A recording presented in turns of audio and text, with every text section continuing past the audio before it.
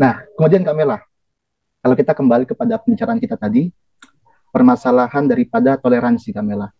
Hmm. Jujur Kak Mela, setelah meninggalnya Allah Yarham Gus Dur, kan seakan-akan kita kehilangan sosok Bapak toleransi. Hmm. Nah, kemudian ada juga yaitu Ponpes Al Zaitun yang mengajarkan toleransi. Sampai waktu itu aku kirim video ke Kamela bahwa para santri itu menyanyikan lagu-lagu Ibrani yang Hmm. notabene adalah dikatakan sebagai lagu milik umat Yahudi kan begitu. Nah, bagi Kamela toleransi itu seperti apa sih Kamela? Karena toleransi yang diajarkan di Al Zaitun dikatakan sebagai kebablasan oleh beberapa orang. Bahkan sampai pada ujungnya difatwakan sesat dan haram kan waktu itu Kamela. Gimana menurut Kamela terkait toleransi ini Kamela? Sebenarnya kan toleransi secara itu kan membiarkan ya. Jadi bukan apa ya, bukan mendukung gitu, tapi membiarkan.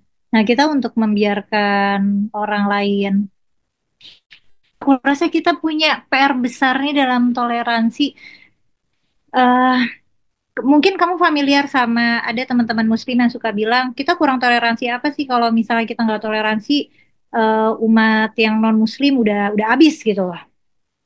Nah, karena kita toleran makanya mereka bisa aman-aman aja gitu. Tapi kan itu ya secara makna toleransi ya itu tolerir sih. Tapi yang sebenarnya yang kita butuhkan tuh bukan cuma menolerir, tapi juga mendukung, memberi ruang gitu. Kita tahu masih banyak misalnya teman-teman Kristiani untuk beribadah gitu. Izin izin bangun gereja tuh sangat-sangat sulit di negara kita. Padahal itu beribadah loh, maksudnya mereka bukan bukan mau berbisnis atau apa gitu. Kita untuk membiarkan orang ibadah juga nggak belum apa ya, belum bisa biasa aja. Dan waktu itu kan masih ada kasus-kasus di mana misalnya warga menggerebek umat Kristen yang lagi ibadah di rumahnya loh. Rumah digerebek karena ibadah tuh kan kayak mungkin kita ngebayangin lagi sholat taraweh jamaah gitu di rumah, habis itu digerebek kan aneh banget. Eh, tapi kayaknya tidak semua punya ini tuh menurutku hal yang harus di enforce sama pemerintah sih. Memang harus dibuat secara hukum gitu. Nggak boleh ganggu orang ibadah gitu. Nah, cuman masalahnya pemerintah-pemerintah daerah masih apa ya, masih membiarkan misalnya ada keberatan pembangunan gereja, terus ya udah nggak dibangun gerejanya buat menyenangkan masyarakat. Tapi giliran ada teman non Muslim yang mengeluh suara toa kekencengan, terus ini dibakar. Kalau ada umat non Muslim komplain, kita nggak dengerin, kita langsung persekusi. Jadi aku malah melihatnya kita tidak punya kapasitas untuk menoleransi karena kita haus akan dominansi. Kita butuh merasa dominan. Hal-hal yang mengancam kedominanan umat Islam ini kita kita kita serang gitu. Mentalnya masih kayak gitu dan aku curiga ini mental yang di nurture oleh pendakwah-pendakwah kita saat ini. Dan iya mungkin karena nggak ada sosok besar seperti Gus Dur ya, nggak ada sosok yang cukup bersuara bersuara keras soal toleransi. Dan kalau misalnya ada yang menyuarakan itu, misalnya ada nih umat Islam yang membela umat beragama lain yang terpinggirkan, itu biasanya udah dicap macem-macem, dicap Islamofobia dan macem-macem. Ya gimana nggak Islamofobia ya kalau orang Islamnya menyeramkan kan fobia tuh Islamofobia kan takut sama orang Islam ya. Tapi orang Islamnya suka mengancam dan suka ngajak ribut ya orang takut lah. Ya maka dan justru aku juga termasuk yang sering dituduh Islamofobia kan. Nah sebenarnya tadinya aku nggak takut sama sekali sama orang Islam karena aku ngerasa kan aku bagian dari masyarakat Muslim ya. Jadi ketika aku mengkritik umat Muslim ya aku tuh bagian dari umat Muslim yang aku kritik gitu. Eh, nah tapi terus dibilang kan aku musuh Islam lah, Islamofobia gitu. Sekarang aku jadi Islamofobia beneran.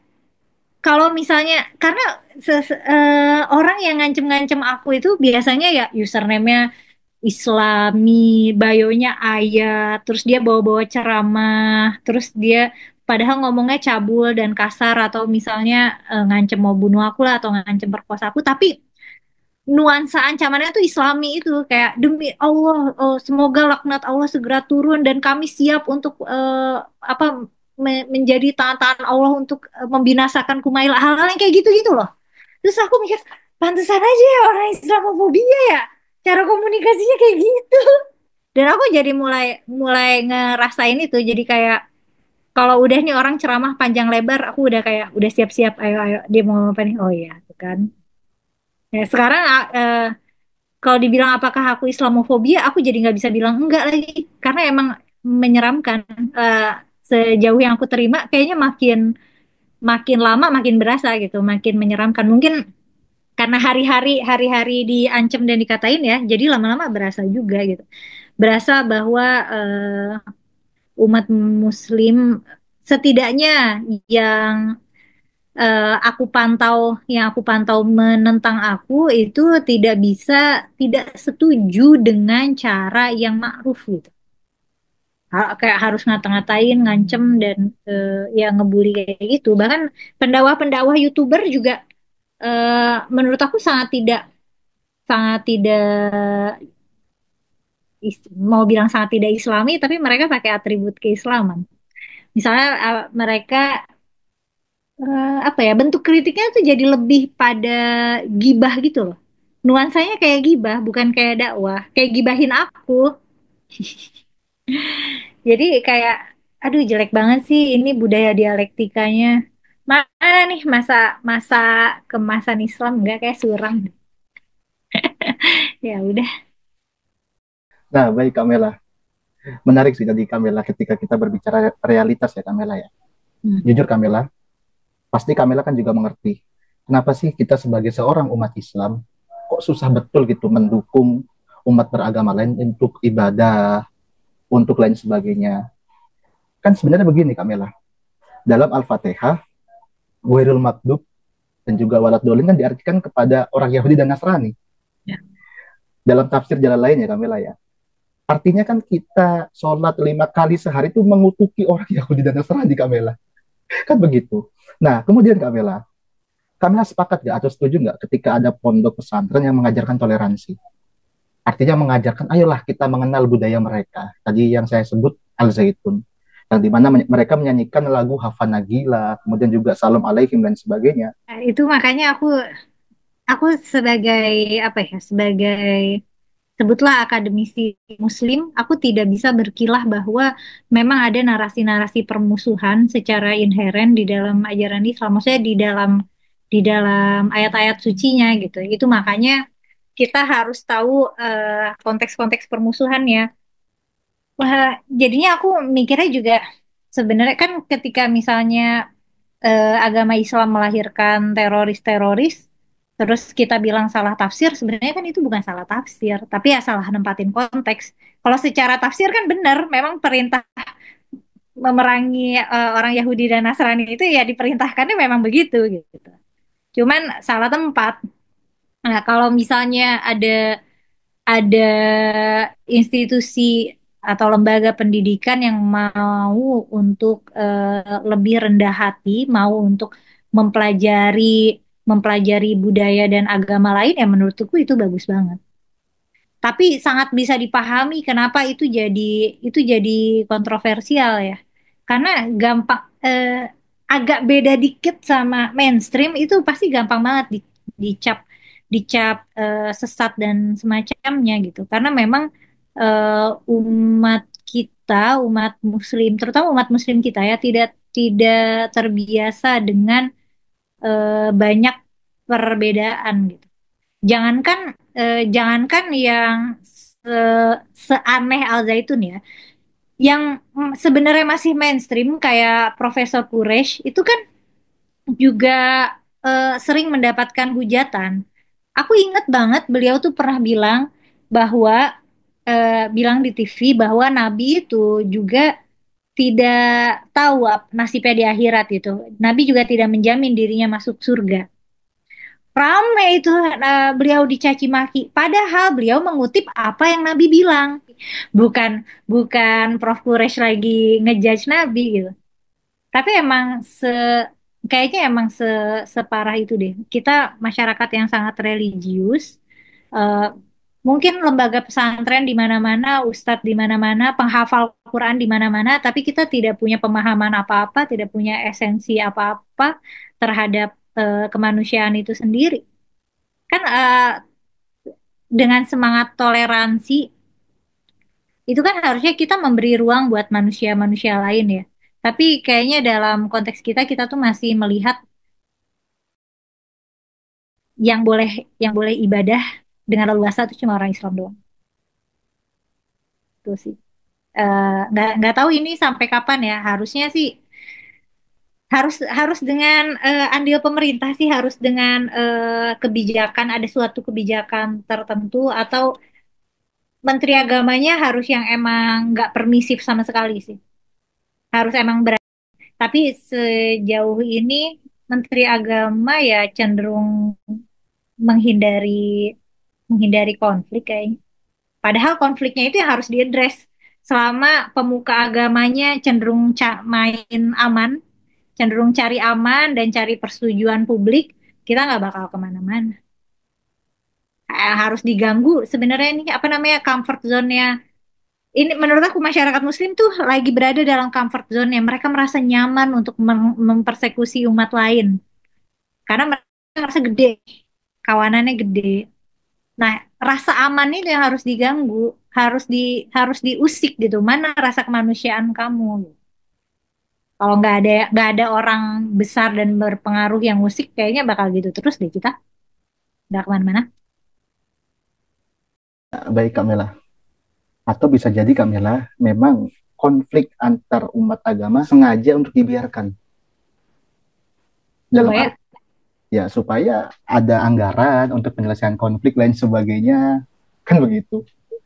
Atau dalam arti juga memang konflik ini disengaja untuk kepentingan nanti kepentingan politik hmm, dan sebagainya, kan begitu Kak Mela. Nah, iya, kemudian Kak Mela, curiga emang buat kepentingan suara ya. ya seharusnya seperti itu Kak Mela. Apalagi banyak partai yang katanya partai putih yang dia berafiliasi dengan Ikhwanul Muslimin, yaitu dikit-dikit gaung-gaungkan agama lain sebagainya, Hmm. kan gitu. Nah, Kamela, tadi kita kembali ke persoalan wanita. Jujur Kamela, dalam Al-Quran dikatakan bahwa Ar-rijalu qawwamuna 'alan nisa. Kan begitu. Yang dimana hal ini diartikan oleh sekelompok mayoritas umat Islam bahwa laki-laki adalah pemimpin perempuan. Padahal qawwamuna itu bukan lafaz amar, tapi lafaz khobar. Nah, kemudian Kamela, dalam satu kesempatan yang lain, mungkin Kamela juga melihat ketika di Al-Zaitun, yang dimana perempuan itu sholatnya sejajar dengan laki-laki. Nah, yang dimana itu dikatakan oleh Syekh itu dikatakan bahwa sholat seperti ini adalah mengambil daripada Quran Surah At-Taubah 71-72, bahwa laki-laki dan perempuan itu adalah setara. Setara dalam hal ibadah, setara dalam hal kewajiban dan hak. Kan begitu. Tetapi, ya apa ya Kamera ya? Kenapa saat ini wanita kok masih saja dianggap sebagai generasi kedua setelah laki-laki? Nah, menurut Kamila gimana Kamila akan hal ini? Islam diturunkan kepada masyarakat yang masih sangat patriarkis ya. Dan agama secara umum kayak semua agama itu patriarkis, tapi yang progres menuju kesetaraannya relatif lambat itu ya Islam sih. Kalau misalnya dalam sholat laki-laki dan perempuan disejajarkan itu mungkin mirip kayak kayak gini. Sebagai sebagai orang yang ke masjid gitu, eh, kadang-kadang jamaah perempuan tuh space-nya kecil dan di pojokan, di tempat yang nggak convenient. Kita nggak bisa ngakses, kita nggak bisa lihat apa yang terjadi gitu. Emang bener-bener berasa, kalau lagi di masjid tuh berasa sih sebagai masyarakat kelas keduanya gitu. Tapi kan biasanya umat-umat muslimah yang taat itu memang mereka menerima kodrat mereka, fitrah mereka memang di bawah laki-laki gitu. Jadi Kalau di masyarakat Muslim sih kayaknya pemberontakan untuk kesetaraan gender tuh masih riaknya kecil karena muslimah-muslimah yang taat ini kebanyakan memang nggak masalah deh, nggak masalah diatur secara absolut sama suami, nggak masalah juga kalau misalnya Tuhan mengatur perempuan secara tidak adil gitu. Tentu tentu itu nggak berlaku di aku ya. Ya aku mempertanyakan dan jadi ngelihat misalnya kayak teman-teman kita yang Kristen itu kan mereka ibadah benar-benar tidak ada segregasi gender kan. Ya perempuan mau duduk di mana, laki-laki mau duduk di mana gitu. Terus perempuan bisa jadi aku nggak tahu sebutannya apa tapi semacam pemimpin gereja. Terus apa namanya prosesi-prosesinya apa sih? Aku ada yang disebut putra-putri altar buat kayak ritualnya prosesinya semacam itu. Sedangkan kalau di kultur orang Islam kan semuanya laki-laki, azan, iqomah, imam, ceramah semuanya laki-laki gitu. Kalau mungkin yang ceramah kadang ada perempuan tapi itu sangat-sangat occasional ya. Sangat-sangat jarang. Eh, dan ada upaya-upaya ulama-ulama yang mengambil apa ya tafsir feminis, tapi aku melihat upaya itu sebagai apa ya? Sebagai ini eh, kita menafsirkan Quran dan sabda Nabi menjadi sebagaimana yang kita mau, bukan sebagaimana adanya. Karena kalau sebagaimana adanya kan faktanya masyarakat zaman Nabi patriarkis. Tapi ulama-ulama feminis ini dan mufasir yang berusaha untuk menafsirkan Quran dengan perspektif keadilan gender, mereka berusaha menggeser nilai-nilai keadilan gender jadi lebih setara gitu. Yang mana aku menghargai upaya itu sebagai bentuk merelevansikan nilai-nilai agama dengan zaman ya gitu. Tapi itu lagi-lagi akan apa ya penafsiran yang ini against yang lain gitu akan jadi perang tafsir aja jadi kayak rebutan tafsir jadi membentuk mazhab-mazhab tertentu gitu tidak menyelesaikan masalah ya akhirnya dalil lawan dalil gitu aku ya jadi aku sih setia pada framework aku yang mana jadinya ayat-ayat itu bukan yang sentral lagi, tidak perlu menjadi pusat dari moral kompas lagi. Kedepankan ini aja, kedepankan nalar sehat, kemanusiaan, dan kita memang benar-benar berperilaku dengan mengukur dampaknya gitu. Misalnya, apakah dengan kita berperilaku kayak gini merugikan orang lain atau menyakiti orang lain gitu? Apakah ini bagus untuk perdamaian atau akan meruncingkan permusuhan? Hal-hal kayak gitu aja gitu.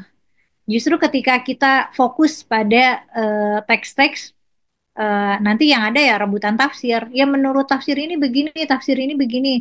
Dan tafsir-tafsir yang sifatnya modern itu kan cenderung meskipun terasa make sense bagi kemanusiaan itu cenderung nggak populer. Jadi cuma populer buat skena Gus Durian aja ya nggak sih? Yang mainstream tetap mereka ngambilnya ulama-ulama misoginis abad nggak tahu abad 10 gitu, abad 11 mereka tetap akan ngutip ke sana gitu. Nggak peduli seberapa seberapa tingginya kualifikasi para mufasir sekarang ya, mengingat apa ya, terlepas dari hebatnya para ulama-ulama zaman dulu, mereka tuh orang zaman dulu yang pengalaman dan pengetahuannya terbatas sebagaimana orang zaman dulu gitu. Begitu juga Nabi gitu. Terlepas dari kenabiannya, Nabi itu ya bagian dari masyarakat Arab abad ke-7 yang Nabi nggak bisa mengakses internet, nggak bisa mengakses AI. Nabi tidak punya wawasan sains yang mungkin sains level anak SD, Nabi belum ada karena pengetahuannya belum ada saat itu gitu.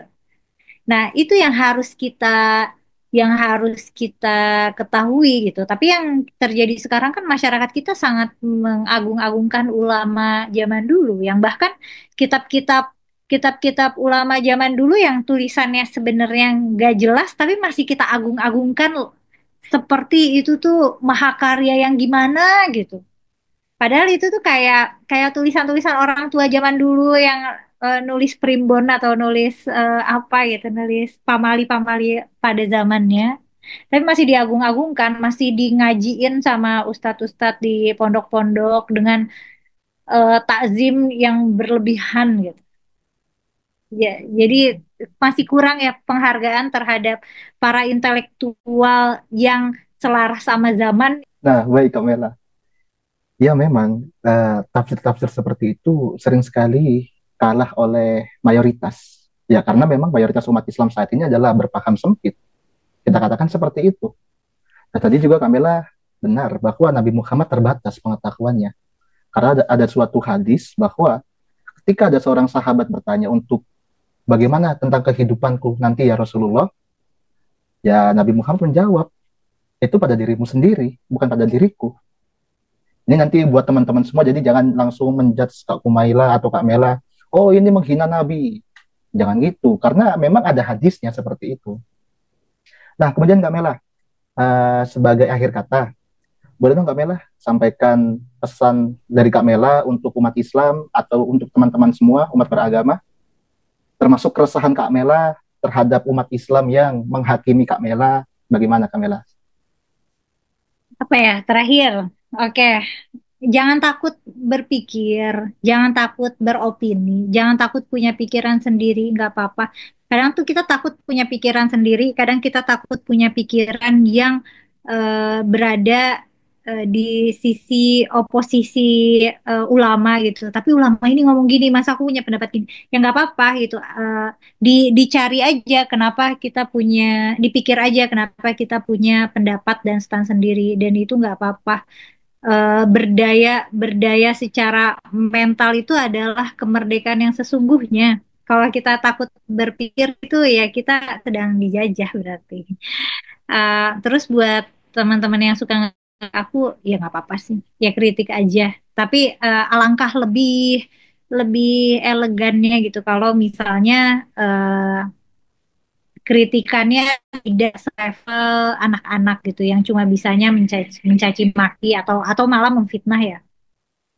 Eh, Kalau bantahnya dengan ini aja, bantah dengan opini nggak apa-apa, bantah dengan atau setidaknya asumsi atau argumen, tapi bentuknya kalimat-kalimat argumentatif itu kan menyenangkan ya. Jadi ada proses dialektika di situ. Tapi kalau misalnya cuma ngatain ini cewek cewek babi gitu, ada gitu kan, aku pernah bahas babi, saya dikatainnya cewek babi mulu. Atau yang sering juga tuh aku dikatain semacam ya semacam pelacur lonte atau semacamnya itu itu apa ya, pembunuhan karakter yang khas dilancarkan pada perempuan gitu. Itu kan sangat tidak kreatif ya.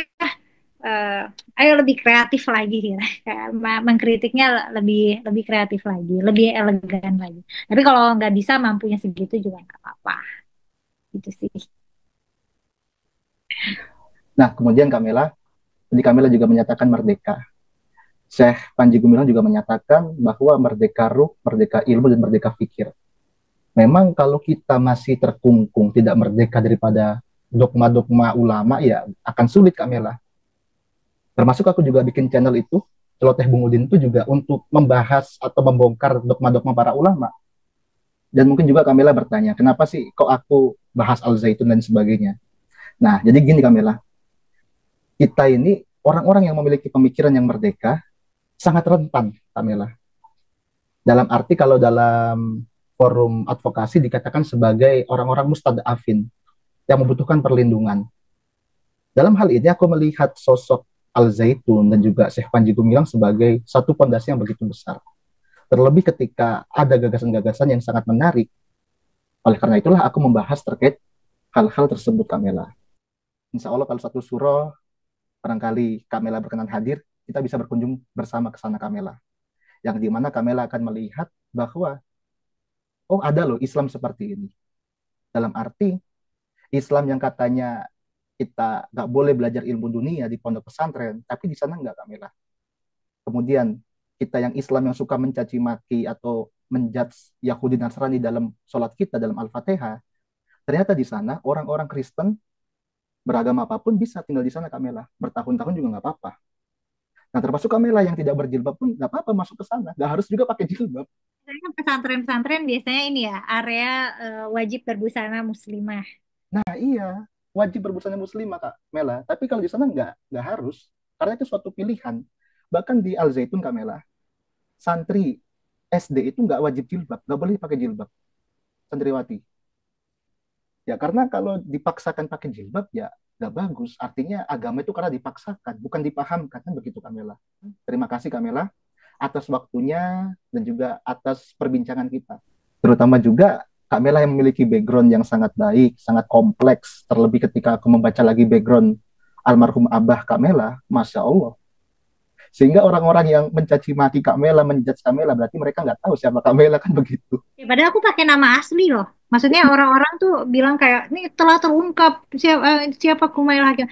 Nah, aku pakai nama asli itu sangat sangat mudah untuk mencari tahu tentang aku gitu. Aku bukan pakai nama alias. Meskipun banyak yang bilang ya email gue kalau jadi lu mah bukan maksudnya pakai nama panggung atau misalnya mungkin pakai VR atau apa gitu nggak nunjukin muka kalau mau ngonten gitu. Nah, karena lagi-lagi ya gitu aku nggak takut sih. Bukan pemberani ya, nggak takut. Dan aku sendiri salut Kamela dengan keberanian Kamela, apa yang Kamela lakukan sampai saat ini.